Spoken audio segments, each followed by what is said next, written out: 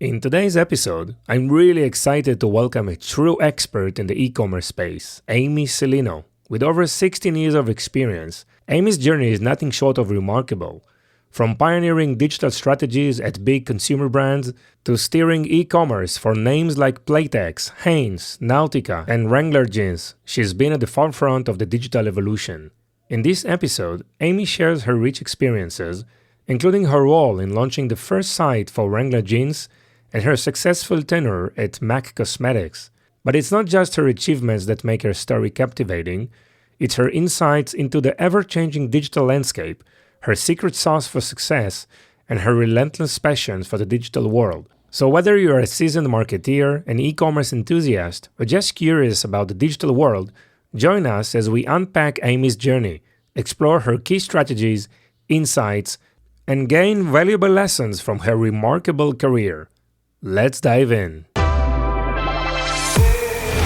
Welcome to the Ecom Pulse, your heartbeat to the world of e-commerce. I'm your host, Eitan Kotter. Join us as we meet with industry leaders, marketing experts, and the innovative minds behind the tech that is shaping the e-commerce future. So plug in, gear up, and get ready for a pulse-pounding journey into the heart of e-commerce.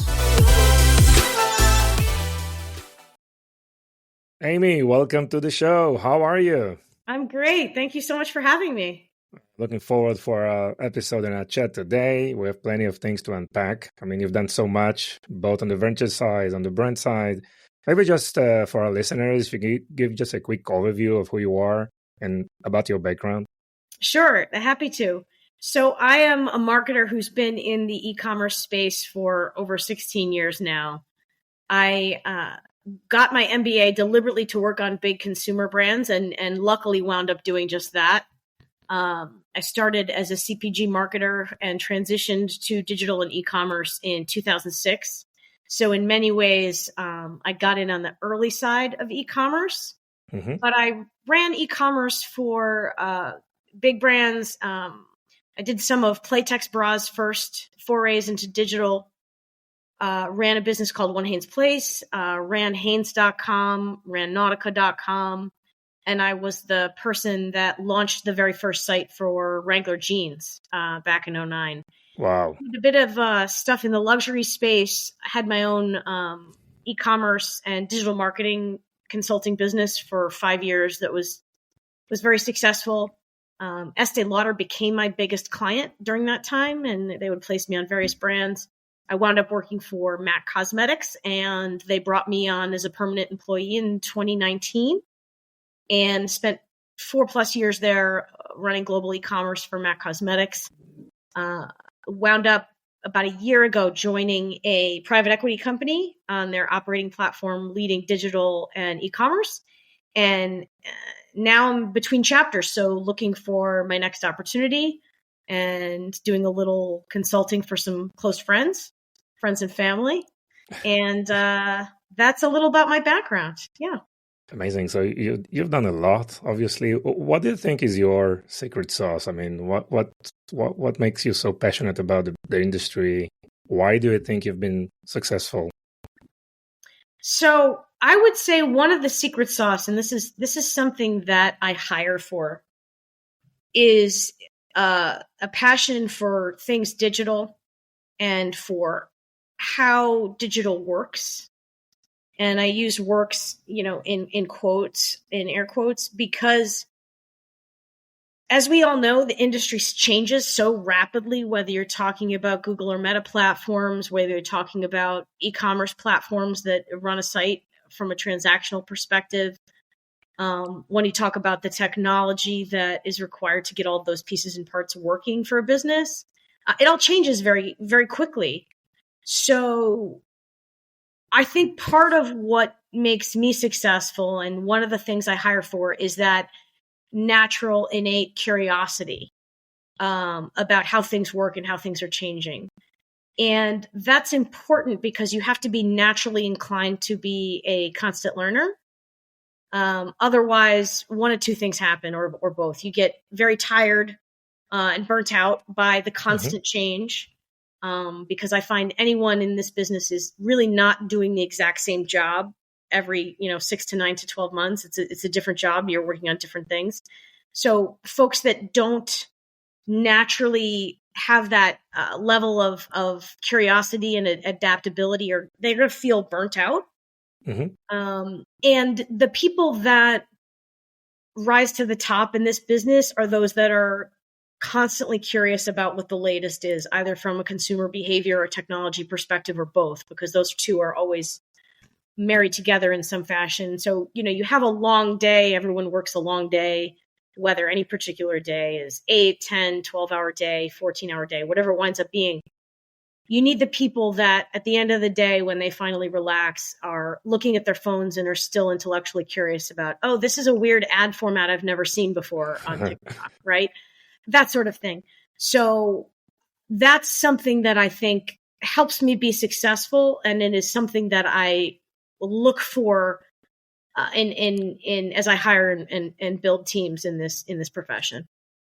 Yeah. So I think one major theme is obviously the curiosity, right? But also the will and the ability to work hard and put whatever is required to do the job. Yes. I just read the latest report from Forbes, and according to their research, employees who are switching work like every 2 years, at the end of their career, they're going to probably end up with the double income, like a cumulative double income than people who are staying in the same company for more than 2 years. Yes. Some may say it's even more. Look, a same company can give you a feeling that you are switching companies every day, like every 2 years, if you have been promoted and if you're interested to join different teams or being promoted with more responsibilities. But that curiosity obviously is something that is common and needs to be like at the core of any professional career. And definitely this is what I hear also from all my guests, this common theme of curiosity, and that specifically that e-commerce business and industry is like the amount of changes that are happening on every year is like really overwhelming. So it's really great, right, from one side, but it really requires us to be these continuous learners and educate ourselves on an ongoing basis, which I think is fun and great thing to do. And so thank you for sharing this. What do you see? Let's start maybe from the top, like a bird's eye view of what you see right now when we're heading for 2024. What do you see happening in the industry? Yeah, so it's really interesting. So I focus a lot on obviously direct to consumer, and most of my career has been with consumer brands. So one of the things that I'm seeing that's very interesting is that companies are or have shifted to profitability instead of acquisition and top line growth. Mm-hmm. And the interesting thing is it's across categories. And the other interesting thing is at the same time, some of these same companies are already showing record profitability. So it makes you wonder, what is the end game? What is the goal? Because in many cases, at least speaking mostly for the US at this point, the pressure of inflation is felt by consumers everywhere and is leading to them not necessarily, I wouldn't call it belt tightening, but both consumers and companies being more conservative about their spending than they were certainly during and pre-pandemic. And I think this is, not news to many of us and many of the listeners out there. Mm-hmm. But I think it is interesting from the perspective of, what do you do as a brand, as a company, to then out-deliver your competitors in terms of value to your consumer base, your customer base, if you're B2B, because that is probably where the rubber meets the road in terms of success. Because everyone, companies, individuals are evaluating their purchase decisions based on value. And there is this natural tension where companies are trying to make cuts in the right places so that they're still delivering the value, but also driving more and more profit year on year. So it's a really interesting time as a result. What I think this means for professionals like myself in the industry is, and I've talked about this for at least a year, there's a natural shift from focus on acquisition tactics to retention and loyalty type tactics. Mhm. And this has been the case for at least 2 to 3 years, where there's been an increased focus on loyalty programs and how to drive loyalty and LTV. So that's not new information, but there are a lot of new tactics that rely on, and they're not new tactics, they're just smarter tactics, like I should say, that rely on understanding human behavior and psychology as a driver. Things like urgency, things like value in terms of number of usage or durability, that companies and brands can talk about in terms of their offering that will resonate more now than they have in years during and pre-pandemic, I think. So it's very much a story of how do you differentiate yourself as a brand and as a business going out there in a competitive environment. And I think for many winning brands and companies, it's because they're delivering value and talking about value in a way that is compelling, resonant, and actually true. Their consumers are actually seeing that value when they purchase. Yes, I mean, during the pandemic, everything worked, right? You could have extended product line, extended market reach. Acquisition was very, I don't know, less costly or more effective or efficient, let's say. But now it doesn't work. But we see that comms are improving. We see balance sheets are improving. Profitability parameters are increasing lately. And definitely brands are thinking, as you said, right? What's our unique differentiators? What's our value? What story we bring to the market? So they make them think how to improve parameters across the board, back end and front end. So how do they do that? I mean, what exactly is happening, in real time that brands are doing actually to improve their performances and parameters? Yeah, so I think there's a couple things making it actually harder. Like we had the supply chain problems, mostly in 21 and 22. We had inflation and price increases across the board that, unfortunately, some of those price increases are still happening, like in grocery. These things making the trouble of a crowded marketplace in terms of growth and profitability, making it harder. So one of the things that I do as a matter of best practices is get a very good understanding of my competitive set and what are they saying about themselves in the marketplace.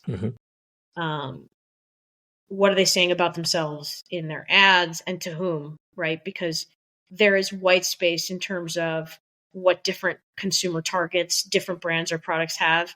And if you can understand not only where your competitors are targeting and who is successful and who is not, that's where I think there are gains to be had in terms of, okay, we have this positioning and we just need to shift it a little bit to either be more resonant with our target or fill some white space, even if that white space is, say, at a price point or a particular product line or category versus from a consumer segment or cohort perspective. So these are some of the things that are best practices that I think get easily forgotten when there is internal difficulties like supply chain issues and things that make you focused internally. It's very easy to lose sight of the external marketplace view. And that is, I think, always going back to how your customer is viewing the market and really doing an objective assessment of what their options are. Sometimes you need an external consultant to help you with this because you're so focused on your own internal mechanisms to bring to market, to your own positioning and marketing as it is today versus what it could be and what others are saying and how the others are shifting. their messaging. Sometimes an external view is really helpful there. But I think that's one of that external view, that competitive assessment view, and that look at the market as your consumer or customer is looking at is invaluable in terms of refining positioning, which I think is the most important thing companies and brands can be doing right now, given things are competitive, given both consumers and customers are really expecting and looking for value today. Yeah. Well, what are some of the branding practices that you see that brands are implementing? There was a lot of talk a couple of years ago about gamification. Mm-hmm.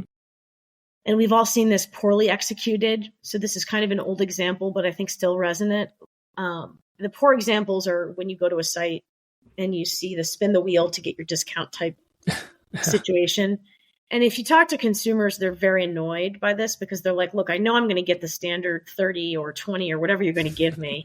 Yeah. And you're making me play this dumb game and, extra clicks. And unfortunately, when I've looked at these exercises, when people engage, there is a higher AOV. However, how do you weigh that against the annoyance factor and how much of that is just, you're so vested at this point, you've done 3 extra clicks to get your discount you're going to get anyway.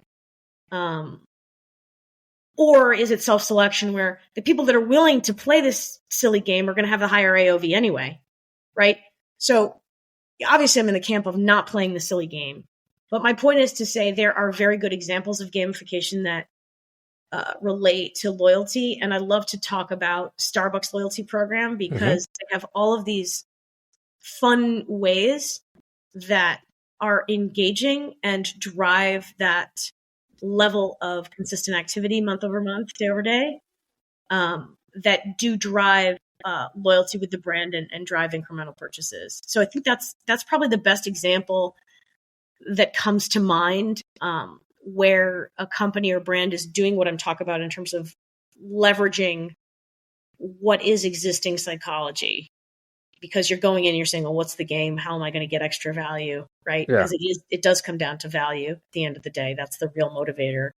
How are you able to drive that behavior and give minimal amount of discount at the same time? And I think Starbucks does a really good job of that. Yes. Just to wrap up this subject, again, what I'm hearing and see all over is that brands are like going back to the basics, right? They try to analyze their winning products and winning markets, reducing SKUs and not trying to win every market that initially they thought they can win probably 2 years ago. And also on the other side, they are willing to sacrifice their margin and go to promote themselves with multiple channels, like selling on Amazon, now with TikTok Shop and social commerce. And it's the amount of channels that are being added. And sometimes they are losing probably 30% of their margin for this channel, but they're happy to do that because of increased competition and the understanding that there needs to be where the consumers are. And there are so many communities or channels, right? I mean, just on social media, there is a lot. And you have obviously, we mentioned TikTok and Instagram and, Facebook, but also you have Snap and you have Twitch and YouTube and also the emerging of retail media, which is another big opportunity. And taking into account that we are in a cookie-less world, right? So its targeting is much more complex, and first-party data is obviously can be provided today only by the Amazon and Walmarts, I would say. How do you see this trend, evolving in terms of go-to-market and customer acquisition, which is getting tougher and tougher? Yeah, so there's a lot in what you just said. So I'll tack them kind of in reverse order. The analytics measurement piece of it's really exciting to me, always has been. And I think primarily because the real world is not a laboratory. So you have to tease out what you're looking for and get as close to something you think is going to give you a good read as possible. So when it comes to cookieless and first party, I think companies are just starting, especially big brands, are just starting to kick off their first party initiatives and really use that data in a meaningful way. I think they're relatively slow to do that, which so far has been okay. Yes, I agree. The proliferation of ad platforms makes it a little easier to kind of throw things against the wall and see what sticks. There is still that, measurement challenge of how do you measure upper funnel? advertising, which I think is a very interesting and exciting challenge. People in larger brands and larger businesses are often using MMA, mixed media models to try to tease that out, but those take a long time and you're not getting a frequent read. And you're maybe doing that for one campaign and then using those results for a while. Can you explain what MMA is? So it's a rather sophisticated, and I couldn't get into the science of it without looking it up in terms of, is it regression? Is it LLM that actually drives the engine behind it? But it's a rather sophisticated time-based assessment of these are the various channels and dollars that you're spending, and this is the result and the incrementality. They're usually done by rather large firms, rather expensive. Yeah. They may take a month or a quarter to complete. And so those results are then, as a result of the amount of time it takes to complete one, those results are often used over following quarters, which is fine, except the environment in every quarter, including the peak seasonality, is going to, make that either helpful or not helpful, depending on what part of the year you're in and what you actually measured. Yeah. So all of that to say, I think the upper funnel challenge is super interesting and something that I think those of us kind of at the top of our game in the analytics world are going to figure out how to measure appropriately, and our brands are going to win as a result. I am very hopeful as a marketer and brand person that the importance of brand comes back into the equation a little more across categories and industries, in that, upper funnel has a place, will earn its place, and that place in marketing budgets will be more understood and more solidified as time goes on. You talked a little bit about different channels you can advertise on and offer your product on. As far as advertising, back to basics, you can advertise anywhere. The key question folks should be asking themselves is, where is my target spending their time? And where is my target receptive to receiving these messages about my product or service? Because that is part of that winning formula of where you're advertising. Back to the flip side of your go-to-market strategy and where you're offering your product or service with all the channels that are available today in terms of, you have marketplaces, you have your own branded e-commerce site, you have wholesale. I think today the trend is let's be lots of places to drive whatever incrementality and top line we can without much consideration for brand, without much consideration for being discerning about what places your brand is available and why. It's very easy to say, oh, I'm going to add a site here and I'll bring in incremental, 2-5 million from being in this market. But there's also the impact of, okay, if this is a global business, am I cannibalizing existing markets? And what is it costing me to run that site? Yeah. Total cost of ownership over time. Is it a smart business decision looking beyond the immediate top line gain that you may have? And when I said I hope we go back to brand, I hope we go back to brand in terms of brands thinking more carefully and thoughtfully about, where am I going to offer my product and why? And it's not just about the incremental dollars. It's more about, am I reaching a new target? Is this retailer aligned with the values of my brand and aligned with how I want folks to see my brand from a price point perspective and assortment perspective? And am I able to fill a unique spot in that retailer's assortment that nobody else can fill to win either physical or digital shelf space? So these are the things that I hope happen. Time will tell. Time will tell. It'll be an interesting shift to be a part of and watch at the same time. Thank you, Amy. This is really fascinating. Really appreciate the detailed response. So GMVs are going up. Marketing budgets are still high. But as consumers, do we feel the same? This is an interesting question. So I've been meaning to write a piece about this, and I need to write it quickly or the moment will pass. When we are sitting in this place where there's a relative level of uncertainty about the economy and world stability politically, etc. We've got several wars going on. There's a question about what is the driver of, and back to my comment about value. Mm-hmm. What is the driver of value? Because when there is this level of uncertainty and there is a level of inflation that's been baked in, and while there are wage increases that have happened globally, I think we can all say that the inflation, the fact that it's cumulative and we look at it quarter over quarter, is probably outstripping gains people feel they have for everyone except for the wealthy and super wealthy. Yeah. So I think it's very interesting that economists, and if you watch the news or read various publications, they will talk about inflation in two different ways, which don't make sense in terms of how people feel and live their lives. One, they talk about CPE, which excludes food and energy. That's great as far as taking out the volatility, but who do you know that can live a day in their life without paying for food or energy? Yeah. That's not how we experience the world, so it's almost useless. The other thing we do in terms of how we speak about inflation is quarter over quarter or month over month. That's also not how it works in terms of reality in your budget. It's cumulative. So I'm feeling the impacts from back 2022 Mm-hmm. and the fact that my income hasn't kept pace, and I'm looking at getting less for my dollar, especially at places in the US like grocery. So it's a very different feeling than some of the objective statistics would lead you to believe, on top of the global uncertainty that I mentioned earlier. I think these are all factors economically that we're dealing with, as well as their impact on consumer trends and consumer buying patterns. Yes. I mean, grocery prices are still increasing.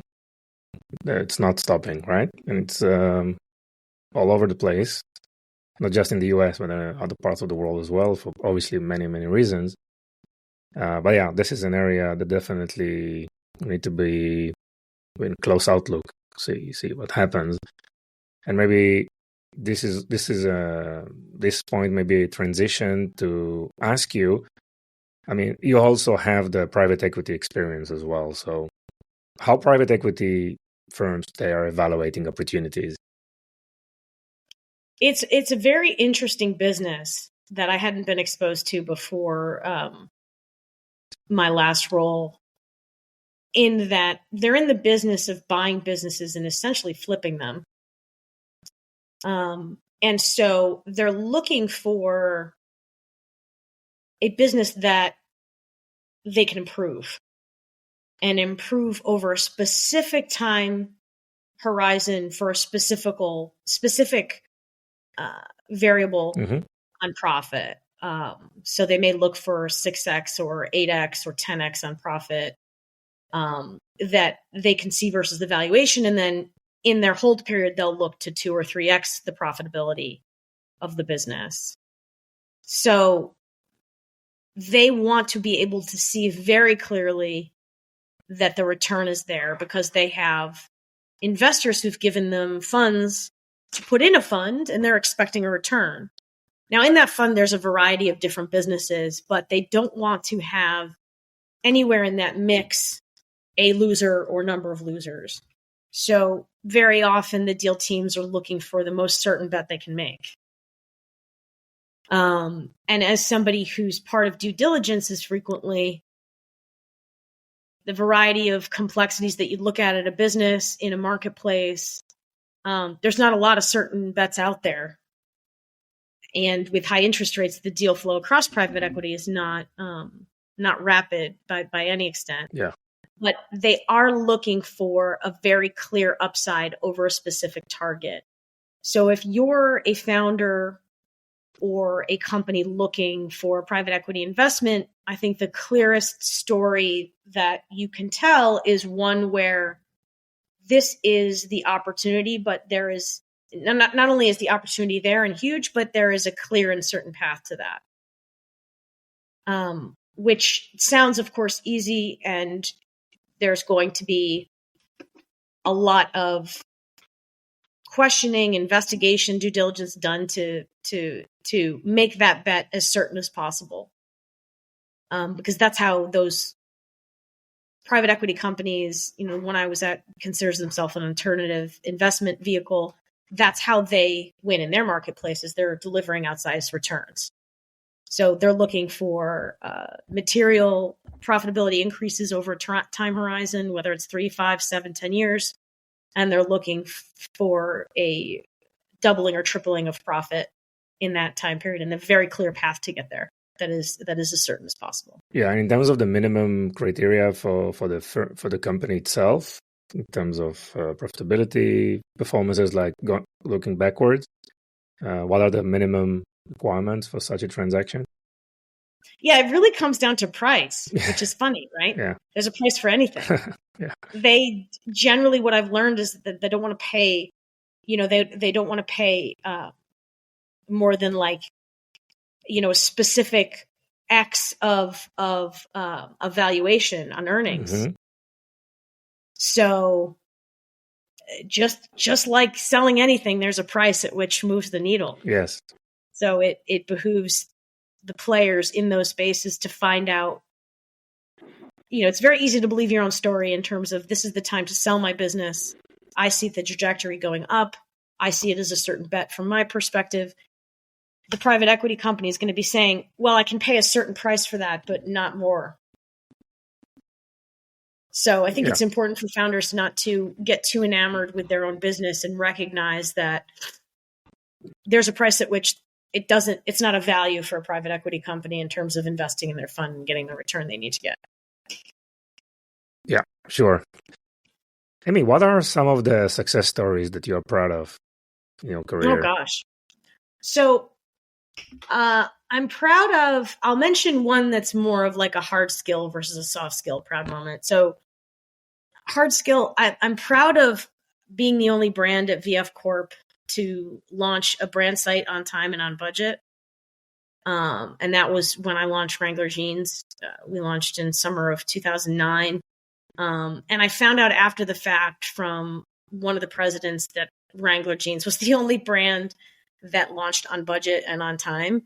And I remember thinking when I got the news, like, oh, wow, that's super cool. I didn't realize that there's like 11 brands and, my brand was the only one. And I was the clear lead on that. I was the first e-commerce hire for Wrangler Jeans. And then I remember thinking, well, I didn't realize there was any other option than to be on time budget, right? Because on my, how I operate, some things are on the menu and some things are off the menu. And being over budget or being late was not on the menu to me at any point in that build.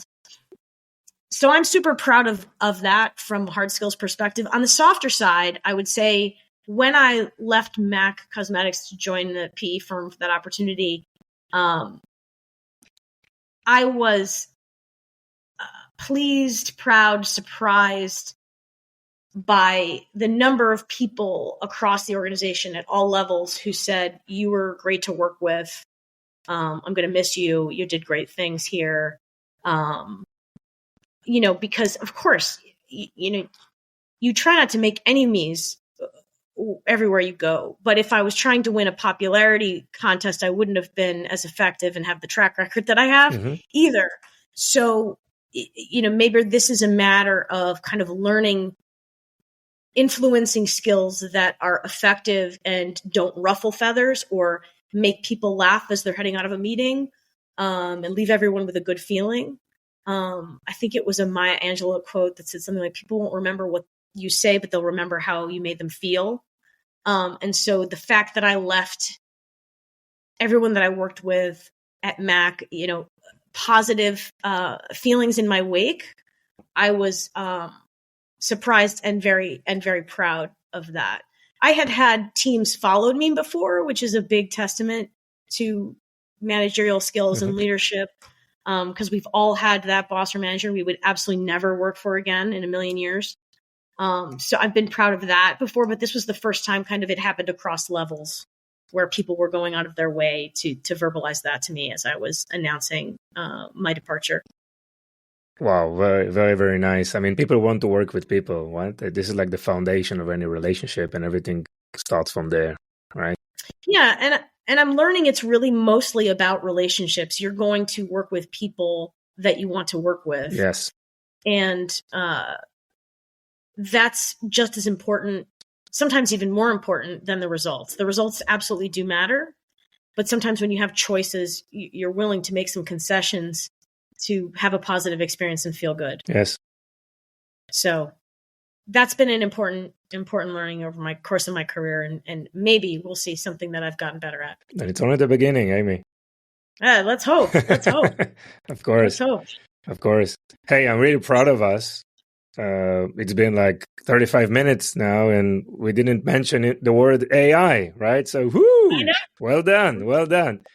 Yes, it's hard not to these days. I keep thinking that, and this is a terrible business idea, but I want to have a t-shirt company just so I can come up with the sayings. Yeah. One of them would be, talk to me about anything except AI. Because everyone's just almost, as enamored as they may be with the technology, they're also sick of hearing about it, which is a really funny place to be, but I think we can all relate to that. So that's an official testament that this podcast is not operated by a bot, right? So we are real people here. That's right. Yeah. Okay, great. Amy, this is the fun fact part of the podcast. I know you have a lot of fun facts. Please share with us some few.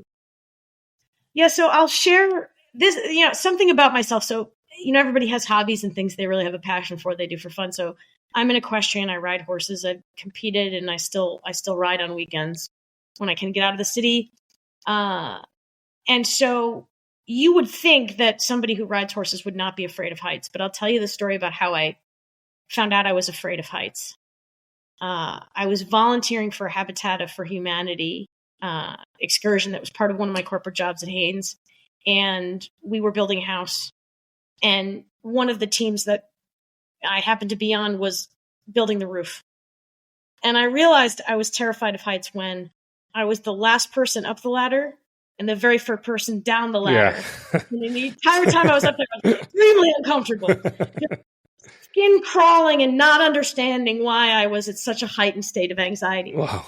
So that's a fun fact, is that not only do I ride horses, but I also am truly afraid of heights as well. So you're still afraid of heights, or you already? I am. I went skiing December of 22 for the first time, and I went on the chairlift. Like, I did a couple runs, and I think the very first time I was in the chairlift, the way the chairlift swings you up, I think I screamed for like the first minute that we were going up until I managed to pull myself together and convince myself that I was only going to be in the air for so long before we landed on the other side and I could ski again. Yeah. So yes, I am still terrified of heights. Okay. This is something you need to take care of, by the way. I mean, there are experts who can help you. Yes, absolutely. Sure. So again, thank you for sharing. Amy, anything else you want to share? No, I mean, to everybody out there, having a tough day, just keep going. That's what my bumper sticker has said for the last couple of years. So I extend that message to the world, and I hope everybody's out there still crushing it. Great. And where people can find you? Yeah, sure. So LinkedIn is obviously a great place. My email is very easy. It's my first name, last name @gmail.com. So I'd love to hear from people. I love to talk shop. Yeah. I love to help problem solve. So happy to meet more folks out there if they want to chat. Amy Silino, right? Did I pronounce it right? Yes. Great. So obviously on LinkedIn and her email. So thank you so much. I really enjoyed it. I mean, it was really, really interesting. And thanks a lot for your time and all the value you bring to our listeners. No, thank you for having me. I appreciate being here. Thank you. Bye-bye. Bye-bye.